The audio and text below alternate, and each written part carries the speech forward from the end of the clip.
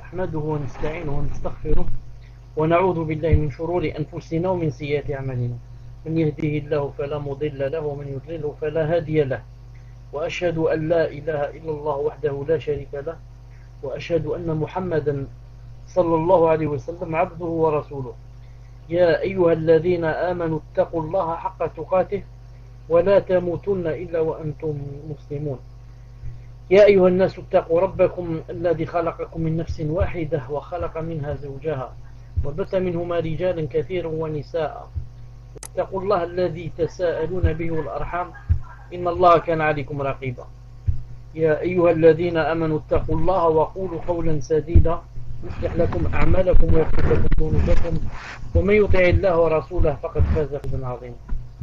ألا إن أصدق الكلام كلام الله، وخير هدي هدي محمد عليه الصلاة والسلام، وشر الأمور محدثاتها وكل محدثة بدعة وكل بدعة ضلالة وكل ضلالة في النار. أما بعد, en cette soirée du samedi 30 Rabi' al-Awwal 1432 de l'Hégire, qui correspond avec le 5 mars 2011, nous sommes, Inch'Allah Ta'ala, toujours avec Riyad Salihin dans le chapitre la patience et l'endurance, dans le hadith numéro 41, au 44e cours bi'idhnillahi ta'ala.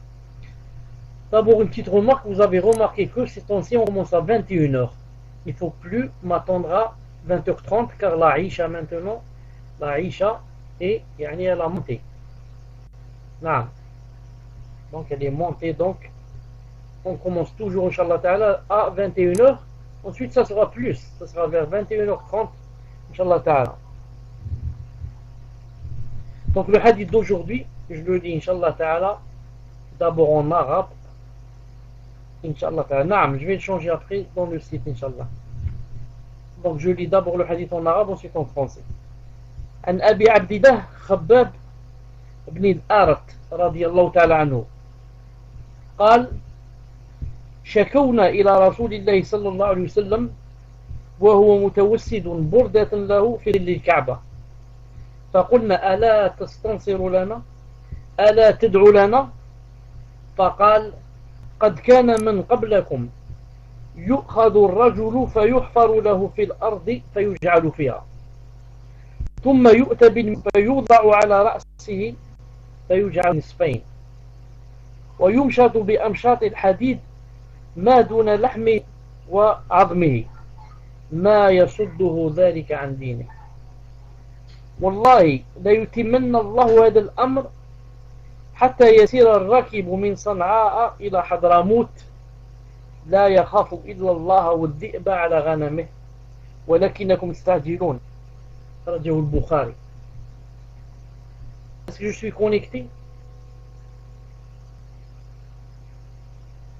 Alhamdulillah. Donc maintenant on va d'abord traduire le hadith en français, ensuite Inch'Allah Ta'ala on va dire le sharh du Cheikh Ibn Uthaymin alayhi rahmatullah. وعن أبي عبد الله بن الأرت رضي الله تعالى عنه. On aurait dû commencer par une bibliographie de ce sahabi radiallahu ta'ala anhu, très connu, mais j'ai pas eu le temps aujourd'hui de préparer cette chose. قال شكونا إلى رسول الله صلى الله عليه وسلم. Il a dit un jour nous nous sommes plaints, ou là nous nous plaignîmes, la même chose, nous sommes plaints auprès du messager alayhi salatu salam. وهو متوسد بردة له في ظل الكعبة, alors qu'il était allongé à l'ombre de la Kaaba, la tête appuyée sur son manteau. فقلنا ألا تستنصر لنا ألا تدعو لنا. Alors on a dit, Ya Rasulallah, est-ce que tu n'appelles pas Allah subhanahu wa ta'ala à notre secours? Est-ce que tu ne fais pas pour nous des du'a, des prières? Alors il répondit, قد كان من قبلكم. Il a dit, parmi les gens qui vivaient avant vous, il y en avait ceux qui يؤخذ الرجل فيحفر له في الأرض فيجعل فيها. Et on avait, parmi les gens qui vous ont précédé, on avait certains, on prenait l'un d'eux, on lui creusait un trou dans la terre et on le jetait à l'intérieur. On le jetait dans le trou. C'est-à-dire, et après quoi? Après, c'est-à-dire, on l'enterrait même. On l'enterrait. Ou alors, certains, quand on les jetait dans les trous, qu'est-ce qu'on leur faisait? Ensuite, on apportait une scie. Une scie. On mettait la scie sur sa tête. Ensuite, on le sciait. On sciait la personne en deux morceaux. Donc voilà ce qu'on faisait quand on le jetait dans le trou. Ce n'est pas on l'enterrait vivant, mais on le jetait dans le trou pour qu'il ne se sauve pas. Ensuite, on ramenait une scie, on la mettait sur sa tête, on sciait la personne en deux morceaux. Ou bien certains d'autres, qu'est-ce qu'on leur faisait? Certains d'autres, on passait sur sa tête un peigne de fer. Un peigne de fer, comme une fourche. Et jusqu'à lui arracher, on le peignait avec, jusqu'à ce qu'on lui arrache ce qu'il y avait au-dessus de sa chair et de ses os. Il a dit, sans que toutefois cette chose ne le poussait à renier sa foi. Sans que toutefois cette chose ne le poussait à renier sa foi. Ensuite il a juré, il a dit, par Allah, la yutimmanna Allahu hadha al-amr. Je jure par Allah, comme ça il a juré, je jure par Allah que Allah subhanahu wa ta'ala, que Dieu, Allah subhanahu wa ta'ala accomplira cette chose, c'est-à-dire propagera l'islam, propagera l'islam jusqu'à ce que le voyageur puisse aller sur sa monture de Sana'a, qui est la capitale du Yémen, jusqu'à Hadramout. Hadramout qui se trouve vraiment à la fin, les limites du Yémen. Donc vraiment, je jure par Allah que le voyageur, il arrivera un temps où il pourra voyager sur sa monture de Sana'a jusqu'à Hadramout, ne craignant ne craignant que son Seigneur, ne craignant que Allah subhanahu wa ta'ala, ou bien le loup pour ses troupes. Il craint Allah subhanahu wa ta'ala, il craint seulement le loup pour ses troupeaux. Mais vous vous précipitez. Mais vous vous précipitez. Donc voilà, Inch'Allah ta'ala, le hadith d'aujourd'hui. Le Cheikh rahimahullah dit, Cheikh Ibn Uthaymin rahimahullah dit,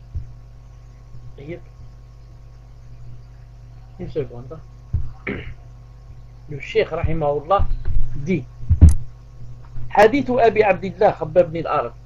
Ce hadith de ce compagnon qui s'appelle Abdullah Khabbab ibn al-Arat. Son prénom c'est Abdullah. يحكي ما وجده المسلمون من الأذية من كفار قريش في مكة. Ce hadith raconte les difficultés, les supplices, les douleurs, les étreintes que les musulmans, les croyants ont subi avec les mécréants de Quraysh. Alors فجاءوا يشكون إلى النبي صلى الله عليه وسلم. Alors ils sont allés se plaindre au prophète sallallahu alayhi wa sallam.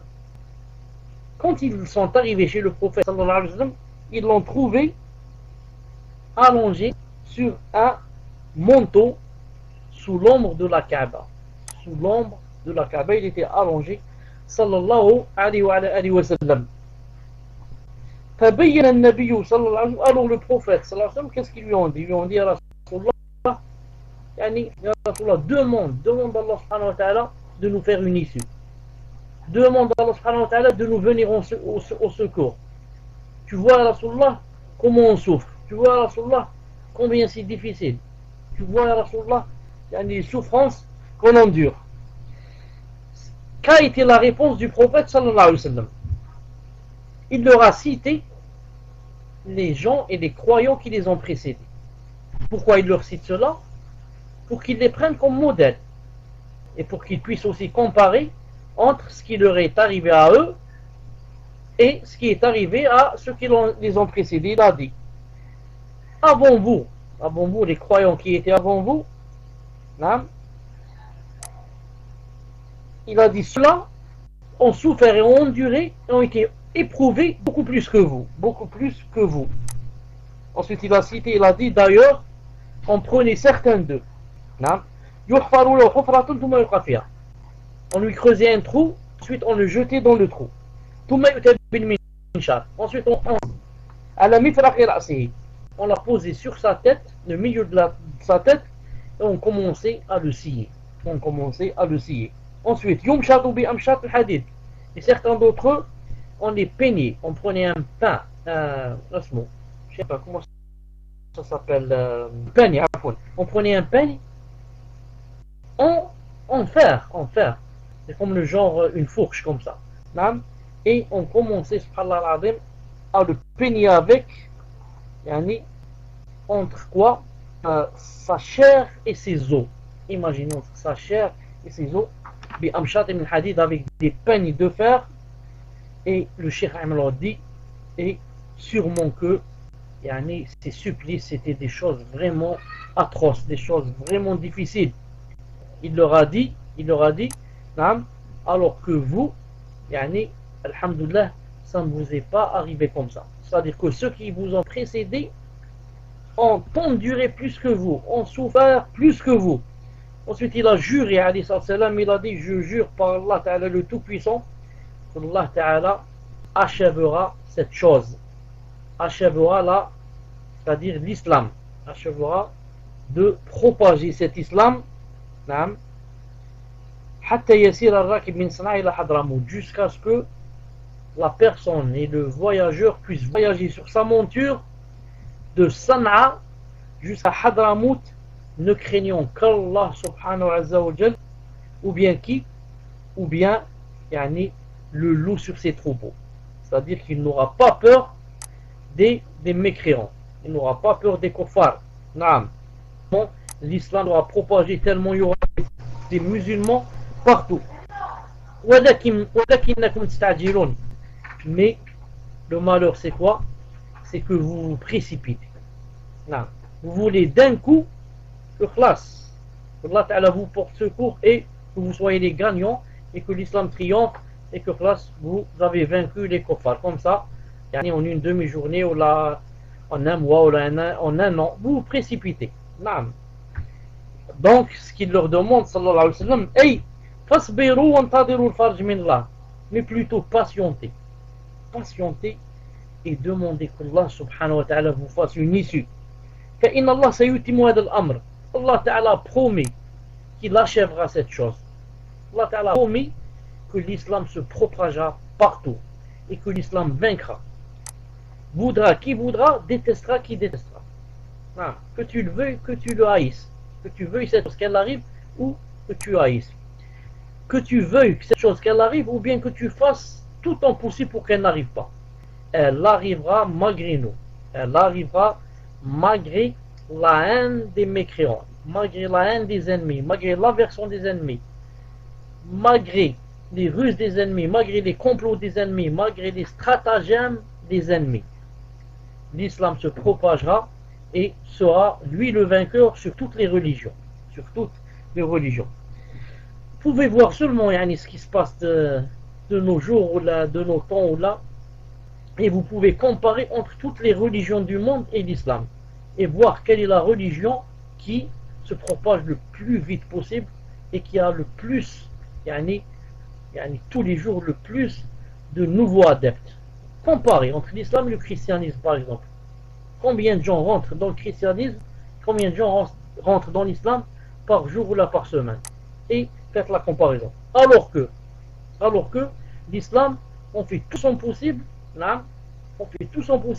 pour lui donner une très mauvaise image, pour l'enrichir, pour faire fuir les gens, pour leur faire fuir, et leur dire, regardez, l'islam, ce n'est que le mal, que les bombes, que les égorgements, que ceci et cela, et, subhanallah al-azim, Allah subhanahu wa ta'ala, il achèvera cette chose parce que c'est sa décision. Personne ne peut entraver sa volonté. Regardez seulement, comme disent ceux qui s'occupent des statistiques, regardez seulement le 11 septembre. Ce qui s'est passé le 11 septembre aux États-Unis. Et que bien sûr, tout le monde sait, sauf les enfants qui sucent leurs doigts ne savent pas. Tout le monde sait que ce n'est pas les musulmans qui ont fait cela. Ce n'est pas les musulmans qui ont fait cela. Si c'est eux qui ont fait cela, alors poussés par d'autres. Des commanditaires, ce n'est pas les musulmans, mais ce sont les juifs et les américains, comme vous devez le savoir. Al-Muhim, quand ils ont fait cela, c'est quoi le but? C'est de donner vraiment une très mauvaise image de l'islam pour faire fuir les gens. Pourquoi? Car maintenant tout le monde cherche l'islam, tout le monde veut l'islam. Alors, en faisant cela, en disant que c'est les musulmans qui ont fait cela, alors on peut quoi? On peut faire ce qu'on veut contre eux, faire des lois, les attaquer, les expulser, les emprisonner, et tu as quoi? Tu as, alhamdoulilah, tu as ce qu'on dit l'excuse. Tu as l'excuse, regarde ce qu'ils ont fait le 11 septembre. Mais s'ils n'avaient pas fait ça, personne ne peut approcher un musulman. Tu n'as pas d'excuse. Pour quelle raison tu fais du mal à un musulman? Mais maintenant que les musulmans ont fait ce qu'ils ont fait le 11 septembre, maintenant on a l'excuse pour les attaquer, pour attaquer l'Irak, pour attaquer Al-Muhim. Les statistiques disent que le 11 septembre a été la cause de millions de gens pour entrer en islam. Le 11 septembre a été la cause de millions de gens, hommes et femmes, pour entrer en islam. Pourquoi? Parce que beaucoup de gens n'avaient jamais entendu parler d'islam. C'est quoi cet islam? Jamais entendu parler. Maintenant, quand le 11 septembre, vous avez dit que les musulmans qui ont fait ça, c'est l'islam qui leur a dit de faire ça. Donc, c'est quoi cet islam? C'est quoi ces musulmans? Et les gens, vous savez, c'est pas tout le monde est bête. Il y a des gens qui sont calés, qui ont la tête, des gens qui cherchent. Donc ils ont fait des recherches, ils ont trouvé que jamais l'islam n'a dit ça, que l'islam était vraiment la chose la plus belle religion, la plus pure, la plus propre. Donc ils sont rentrés, des milliers et des millions sont rentrés en islam à cause seulement du 11 septembre. Al-Muhim. Le Cheikh Rahimahullah dit, dans ce hadith, il y a vraiment un signe des signes d'Allah subhanahu wa ta'ala. C'est quoi? C'est que ce qu'a dit le messager d'Allah, vraiment ça concorde avec la vérité. Ce qu'a dit le messager, ça concorde avec la vérité. Maintenant, des gens peuvent voyager des milliers de kilomètres sans avoir peur du kuffar et des kuffars. Alors autrefois, tu bouges à droite ou à gauche et on te coupe la tête. Et c'est interdit même de voyager. Il a dit, c'est exactement comme Allah subhanahu wa ta'ala a dit dans le Coran, لكن الله يشهد بما أنزل إليك أنزله بعلمه والملائكة يشهدون وكفى بالله شهيدا. An-Nisa 166. An-Nisa 166. Je vais voir An-Nisa 166. C'est quoi la traduction? Mais Allah témoigne de ce qu'il a fait descendre vers toi. Et il l'a fait descendre en toute connaissance. Et les anges en témoignent. Et Allah suffit comme témoin. Donc Allah subhanahu wa ta'ala lui-même témoigne que tout ce qu'a dit le prophète alayhi salam est une vérité. Tout ce qu'il dit, c'est la vérité à 100%. Et ça concorde à 100% avec la réalité. Il a dit وفيه أيضا دليل على وجوب الصبر على أذية أعداء المسلمين وإذا صبر الإنسان ظفر. Il a dit dans ce hadith, il y a un dalil, une preuve que quoi? Qu'on doit patienter, c'est une obligation, on doit patienter pour ce qui nous arrive des ennemis de l'islam. Et que quiconque patiente et endure, il vaincra. Comme ça dit Cheikh. Il a dit, c'est une preuve que on doit patienter avec ce qui nous arrive avec les kuffars. Et que quiconque patiente, il vaincra. Comme a dit Allah subhanahu wa ta'ala dans un autre verset, il a dit وَإِن تَصْبِرُوا وَتَتَّقُوا لَا يَضُرُّكُمْ كَيْدُهُمْ شَيْئًا. وَإِن تَصْبِرُوا, si vous patientez, وَتَتَّقُوا, et vous craignez Allah subhanahu wa ta'ala, لَا يَضُرُّكُمْ كَيْدُهُمْ شَيْئًا. Leur complot, leur stratagème ne vous fera aucun mal. Il suffit de faire deux choses: tasbir, la patience, et tattaqu, et taqwa, la piété. Car on peut patienter sans craindre Allah et sans être pieux. Exactement comme l'âne. L'âne il patiente du matin au soir sous le soleil. Mais là il a dit, si tu patientes et si tu as la piété, si tu crains Allah subhanahu wa ta'ala, tu as la piété. Il a dit, le mal des kuffars ne peut pas, le mal il va fondre. Il va fondre comme fond le sucre ou la fond le miel avec l'eau. Et les kuffars ne pourront pas te faire de mal bi'idhnillahi ta'ala. فالواجب على الإنسان أن يقابل ما يحصل من أذية الكفار بالصبر والاحتساب وانتظار الفارق. Il a dit, le devoir du musulman, c'est que quand il lui arrive un mal, un malheur de la part des kuffars, il doit quoi?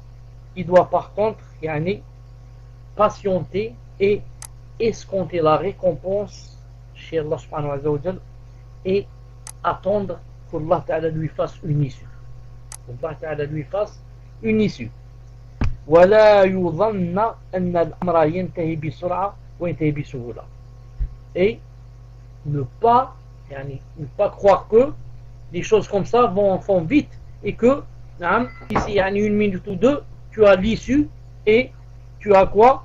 Tu as tu refoules ce mal et ce mal est refoulé de toi. Il a dit, mais ça a besoin de patience. Regardez le prophète sallallahu alayhi wa sallam, combien il a patienté à la Mecque. Combien qu'il a patienté à la Mecque.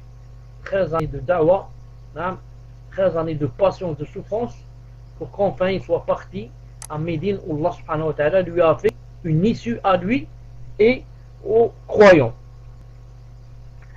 وقد يبتلي الله عز وجل المؤمنين بالكفار ويؤذوهم وربما يقتلونهم. Et Allah subhanahu wa ta'ala peut nous éprouver par les kuffars. Et non seulement ils peuvent nous faire du mal, mais des fois ils peuvent même nous tuer. Un kuffar peut tuer les croyants. Ils en ont tué combien? Des milliers et des millions. كما قتل اليهود الأنبياء الذين هم أعظم الدعاة وأعظم المسلمين. Il a dit comment on fait des juifs avec les messagers, les prophètes. Qu'est-ce qu'ils les ont fait? Ils les ont tués. Ils ont tué les messagers, les prophètes. D'ailleurs, les juifs sont connus comme quoi ce sont les assassins des prophètes, les assassins des messagers, c'est les assassins des gens normaux. Ça, c'est connu. Mais en plus de cela, ce sont les assassins de qui? Des prophètes. Il a dit, Cheikh Rahimahullah, alors que les prophètes, leur statut est beaucoup plus élevé que les douats, que ceux qui font la prédication. Ou alors que beaucoup plus élevé que les simples musulmans, les gens de la masse. Et malgré cela, malgré le statut élevé, et regardez, les juifs n'ont aucune crainte d'Allah subhanahu wa ta'ala et les tuent et les assassinent.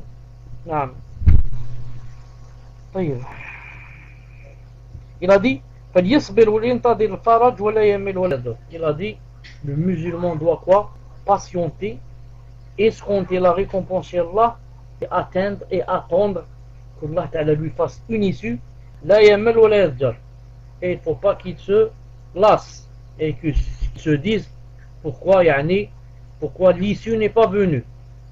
Non, ce n'est pas toi qui commandes. Toi, tu dois seulement adorer Allah ta'ala et attendre qu'il fasse l'issue. Ce n'est pas toi qui décides quand est-ce qu'il fait l'issue. Demain ou là, dans 15 jours ou là, dans un an. Allahu alam. Ce n'est pas toi qui décides.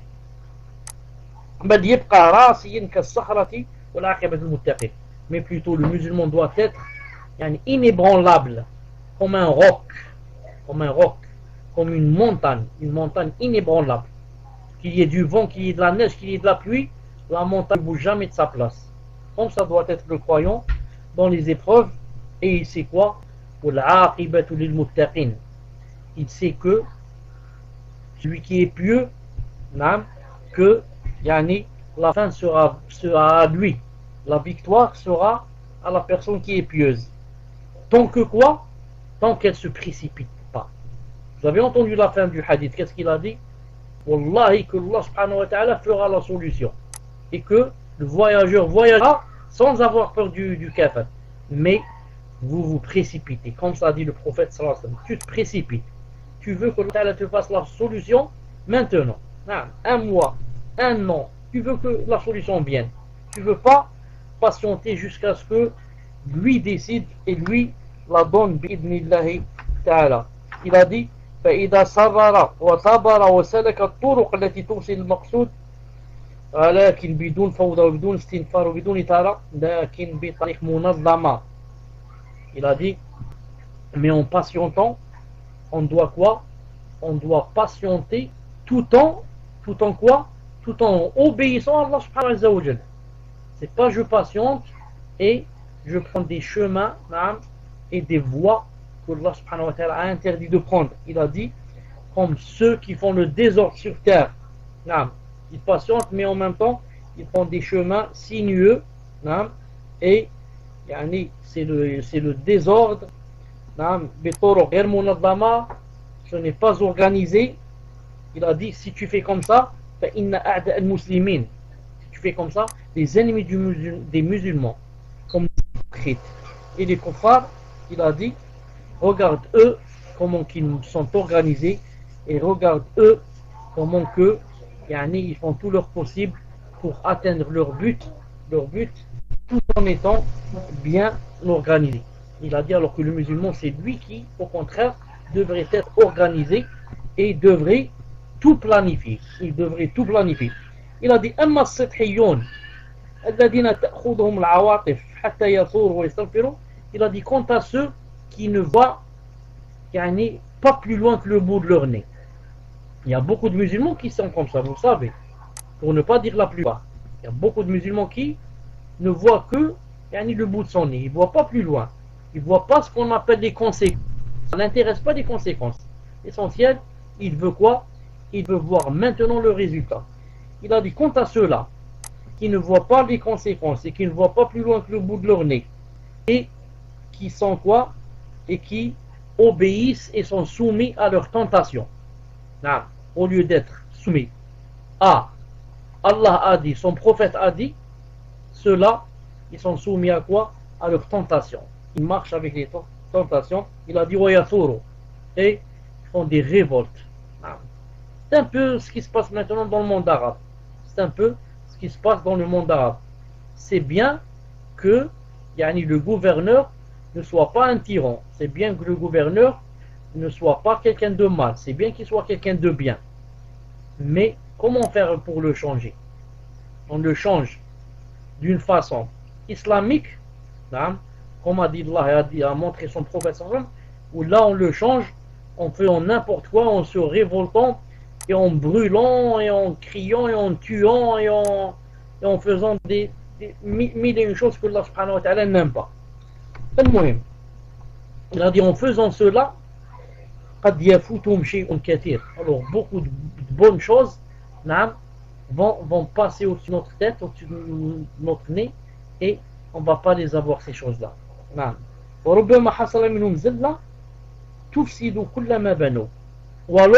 ils font certaines fautes qui vont quoi? Qui vont démolir tout ce qu'ils ont bâti. Ils vont démolir tout ce qu'ils ont bâti. Il a dit Cheikh Rahimullah, ça c'est dans le cas où ils ont bâti quelque chose.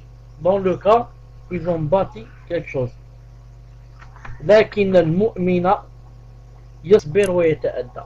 le vrai croyant, il a dit patiente et il planifie. Et il endure. Il planifie une planification bien organisée. Il fait des plans, vraiment des choses bien organisées, pour qu'il puisse vaincre les ennemis d'Allah subhanahu wa ta'ala, min al-munafiqin wal kuffar, les hypocrites et les mécréants. ويفوت عليهم الفرص et il leur donne pas les occasions إنهم يتربصون الدوائر بأهل الخير parce que ils attendent seulement que les musulmans fassent des fautes et alors ils vont te dire regardez ce qu'ont fait les musulmans et alors ils vont quoi se venger exactement comme ils ont fait le 11 septembre ils ont fait le coup ensuite ils ont dit ce sont les musulmans qui l'ont fait donc puisque c'est les musulmans qui ont fait ça on va leur montrer maintenant c'est quoi yani, c'est comment on peut faire nous aussi contre l'islam et le terrorisme et maintenant comme j'ai dit une fois, comme j'ai dit plusieurs fois tu bouges un petit doigt ils sont avec toi non, tu dis un mot ici en Algérie 5 minutes après ils te répliquent à la Maison Blanche il y a avec le porte-parole de la Maison Blanche il va dire non ce n'est pas comme ça il ne faut pas dire comme ça il ne faut pas manger comme ça il ne faut pas s'habiller comme ça il ne faut pas faire comme ça avec sa femme il ne faut pas avoir beaucoup d'enfants pour voir ceci, cela tu dis un mot seulement dans ton pays lui là-bas il te réplique 5 minutes après si tu allumes la télé tu vas trouver le truc, le représentant de la Maison Blanche qui va parler. Il va te dire non, c'est pas comme ça. Pourquoi? Maintenant c'est eux qui commandent. Et ils voudraient commander tout l'univers, le monde. Ils voudraient commander tous les pays. Ils voudraient avoir un pays partout. Dans tous les pays du monde, avoir un pays, avoir une base militaire. Si c'est pas possible, c'est pas dans ton pays, alors dans le pays qui est plus proche de toi. Avoir un pied partout. Et ils sont très contents de ce qui se passe maintenant dans les pays arabes. Ces révoltes et ces désordres et ce qui se passe, ces corruptions, ils sont très contents que ça se passe ainsi. Pour qu'il y ait quoi? Pour qu'il y ait ingérence militaire. Et pour qu'ils rentrent et mettent un pied avec toi dans ton pays. Il va mettre une caserne, une base militaire, il va commander avec toi. D'ailleurs, maintenant, les États-Unis n'arrêtent pas de proposer le raid. Le raid, à la Libye, l'Égypte, on est là, on vous aide. Quand ils t'aident, ensuite, c'est en contrepartie, c'est lui qui donne des ordres. On t'a aidé, n'oublie pas, c'est nous qui avons fait sortir tel et tel gouverneur ou là, donc on va commander avec toi. On veut la démocratie, on veut ceci, on veut cela, on veut cela. Je crois que vous avez remarqué, pour ceux qui ont la télé, vous avez remarqué que tous les gens dans les 3 pays où ils ont enlevé le gouverneur ou là ils veulent l'enlever, qu'une personne qui est sortie avec ces gens n'a dit ou n'a demandé je veux l'islam. Vous l'avez remarqué, aucune personne sur aucune pancarte il y a l'islam. Il y a seulement les libertés, il y a la démocratie, il y a le doustour, je ne sais pas comment on appelle ça, changer le doustour, changer, c'est-à-dire comment on appelle ça, on n'a jamais entendu quelqu'un dire on veut enlever ce gouverneur pour appliquer la charia. Tous, au point où en Égypte, quand ils sont sortis en Égypte, Allah l'Azim, imaginez les coptes avec les musulmans, côte à côte. Celui-là, c'est un musulman, et l'autre, c'est un copte, un chrétien, côte à côte, avec la croix, il lève la croix, et il demande la démocratie, et il demande de changer de gouvernement, changer. La hawla wa la quwwata illa billahi al-ali al-azim. Et maintenant, beaucoup de gens qui étaient plus ou moins cachés derrière la salafiyya, Allah subhanahu wa ta'ala les a dévoilés dans quoi? Dans ces fitnas. Comme Mohamed Hassan. Mohamed Hassan, qui certains disaient que maintenant il commence à jeter son ikhwanisme, à devenir plus ou moins salafi. Il a été dévoilé dans cette fitna, quand il a dit que cette fitna c'est une révolution et qu'elle est bénie par Allah, sans parler de Mohamed l'Arifi. Sans parler de Mohamed l'Arifi, qui a fait une khutbah où il a presque critiqué ceux qui disent que c'est pas bien ce qu'ils sont en train de faire. Celui-là s'est dévoilé à 100%, mais à 80%. Une seconde. Salam alaikum wa rahmatullah. Vous m'entendez? Comme je disais, Mohamed l'Arifi, khlas, il s'est dévoilé à 100%. Car certains disaient, celui-là, quand même, on sait que à la base, il n'est pas salafi, on sait ça, parce que une fois on lui a demandé, on lui a parlé de la aqida, il a dit la aqida c'est quoi? Ça ne demande pas plus d'une heure. Il a dit une heure, là, c'est terminé la aqida. Ensuite, on parle de da'wa. J'ai été en Amérique, j'ai été en Allemagne, j'ai été au Japon, j'ai été en Afrique du Sud, j'ai été en Suède, j'ai fait ceci, j'ai fait cela. C'est l'islam, il n'y a pas d'aqida. La aqida, c'est une heure, ça suffit. Mais maintenant, dans la dernière khutbah qu'il a fait sur le mimbar, A'udhu billahi min shaitan rajim, de ce qu'il a dit. Allah subhanahu wa ta'ala, il se peut que vous détestiez une chose, mais que ça soit un bien. Comme ça, bien des gens maintenant qui ils sont dans quel minhaj ils sont. Le Cheikh Rahimahullah dit, le Rasoul sallallahu alayhi wa sallam a dit à ses compagnons de quoi? De patienter. Il leur a dit, ceux qui étaient avant vous, voilà ce qui leur est arrivé. Mais ils ont patienté, ils ont vaincu. Regardez les résultats avec vos propres yeux. Alors vous aussi, il faut que vous patientez. Le Cheikh Rahimahullah termine en disant, فأنت أيها الإنسان لا تسكت عن الشر. Il a dit toi, toi, d'être le croyant. Il ne faut pas te taire quand tu vois un mal. Tu vois shar, quelque chose de mal, quelque chose, tu vois ma'siya, tu vois quelqu'un qui désobéit à Allah subhanahu wa ta'ala. Il a dit, il ne faut pas te taire. لكن اعمل بنظام وبتخطيط. Mais essaye de travailler en quoi? Avec تخطيط, avec planification et dans l'ordre. Dans l'ordre. وبحسن التصرف, et attends qu'Allah subhanahu wa ta'ala te fasse une issue. ولا تمل, ne te lasse pas, ne dis pas, oh, ça fait des années que je fais cette chose, il n'y a pas de résultat. Oh, ça fait des années que je fais la da'wa, il n'y a rien. Oh, ça fait des années que je souffre, je fais des doigts, il n'y a pas de réponse. Si tu dis une seule fois comme ça, Allah Ta'ala ne va pas te répondre, il ne va pas t'exaucer. Sauf si tu te repentes, tu vas te repentir et dire, Allah, je me suis trompé, je ne vais plus redire ce que j'ai dit. Je patiente jusqu'à ce que l'issue vienne. Je suis sûr, et Allah, tu me feras une issue. ذا سيما إذا كنت في أول فتنة فإن القائمين بها سوف يحاولون ما استطاعوا أن يصلوا إلى قمة ما يريدون فقط علم السبيل. Il a dit, tes ennemis, etc., ne vont pas perdre un instant pour essayer d'avoir le dessus sur toi. Il a dit, alors ne leur donne pas l'occasion. Ne leur donne pas l'occasion, ne sois pas un temps qui va faire la faute pour qu'ils se vengent et ils font ce qu'ils font. Ne leur donne pas l'occasion. S'ils font du mal, laisse-les, que ce soit eux qui font du mal. Mais c'est pas toi qui fais la faute devant eux. Ensuite, eux, ils vont dire, regarde ce que font les musulmans. Regarde ce qu'a dit l'islam. Regarde. Donc, tu leur donnes l'occasion pour qu'ils parlent mal de l'islam. Exactement comme font les khawarij de nos jours. Les khawarij, les takfiriyon et les salah 19 et la clique. Qu'est-ce qu'ils font? Ils donnent une très mauvaise image de l'islam. Ensuite, ils donnent quoi? Ils donnent donc l'occasion aux kuffar pour que quoi? Pour qu'ils frappent l'islam.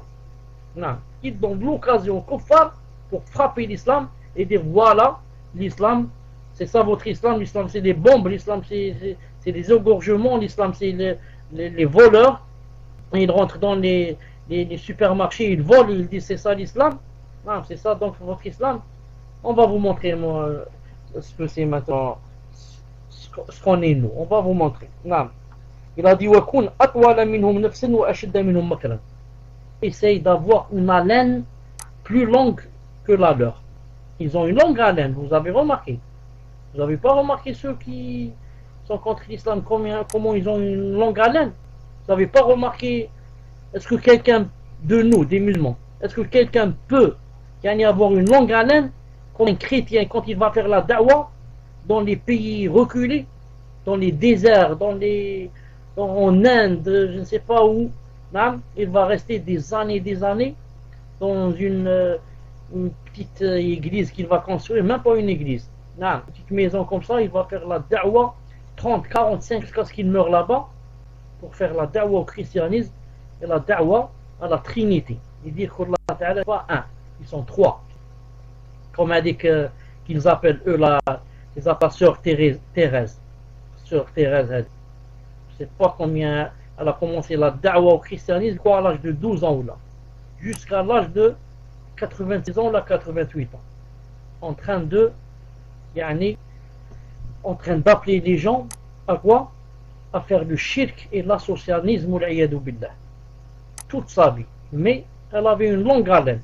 Elle a fait rentrer des milliers de gens au christianisme et à dire que Allah subhanahu wa ta'ala n'est pas un, mais ils sont trois. Mais quand même, regardez la patience qu'elle avait et la patience de ces mécréants, combien qu'elle est grande. Alors que toi, le musulman, tu es sur la vérité et tout ce que tu fais, Allah Ta'ala est ravi de toi et pourtant tu n'as pas de patience. Et pourtant on n'a pas de patience. Subhanallah al-Azim. Il a dit, les ennemis d'Allah subhanahu wa ta'ala yamkurun, ruse. Wa yamkurullah, Allah subhanahu wa ta'ala aussi ruse. Wallahu khairul makirin. Allah est le meilleur de ceux qui rusent. Wallah al-muwaffiq. Voilà inshallah ta'ala pour le cours d'aujourd'hui. سبحانك اللهم وبحمدك أشهد أن لا إله إلا أنت أستغفرك وأتوب إليك. On va commencer maintenant les questions. Donnez-moi juste le temps de ramener le stylo, Inch'Allah ta'ala.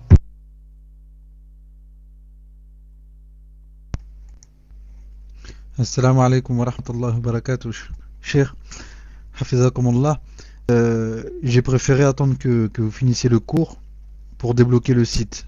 Donc là, je vais débloquer le site pour que les frères et sœurs posent des questions. Et Inch'Allah, en priorité sur le cours de ce soir, et pour me faciliter la tâche, dans le titre de la question, vous mettez en rapport avec le cours de ce soir. Barakallahu fikum. Si vous pouvez me donner 5 minutes, Cheikh. Jazakumullah.